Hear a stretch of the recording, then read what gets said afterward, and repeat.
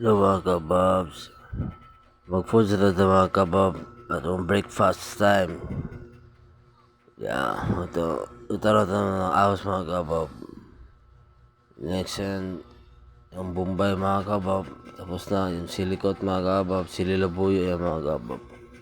Pero may hanggang sarap mamaya. Yan, siyempre kita na yan. Gawin mo yun mga kabab para mas lasa-lasa talaga yung hanggang kabab. Yan, tapos na mga kabab. Next, lutuan din mga kabab. Natagay yung ahos. Kaya atin, siyempre kain din mga kabab. Kain. Sad natin yung mga kabab. Bombay. Yan.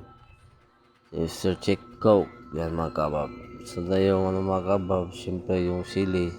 Lutuin natin mga kabab para mas maanghang talaga yung yung lasa. Kamalasan natin yung hanggang kabab. Yan, kain ng mga kabab. Sobrang init kabab, dali maluto yung ulam natin. Yung recipe natin ngayon mga kabab is adobong kanin ng baboy mga kabab with chili labuyo. Yan, kain niya mga kabab. Kaya mamix yung yung mga panakot niya. Para mas masarap talaga maya mga kabab. Yan, ito natin yung tuyo. Yan, hindi na masyadong nating uton mga kabab para di siya masyadong maalat.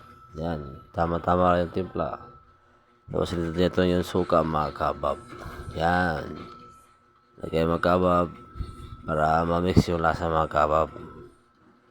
Yan mga kabab. Yan, yung mga sarap sikreto mga kabab. Let's food mga kabab mamaya. Siyempre din, bugnawin na ito ang kanon mga kabab para sarap kumain ng mga kabab. Let's food mga kabab. Didn't even know I wasted it all just to watch you go. I kept everything inside, and even though I tried, it all fell apart. What it meant to be will eventually be a memory of a time when I tried so hard and got so far, but in the end, it doesn't even matter. I had to fall to lose it all, but in the end, it doesn't even matter.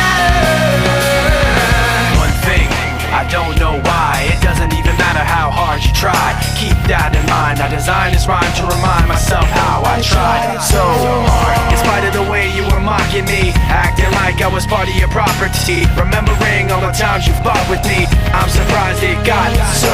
Things aren't the way they were before. You wouldn't even recognize me anymore.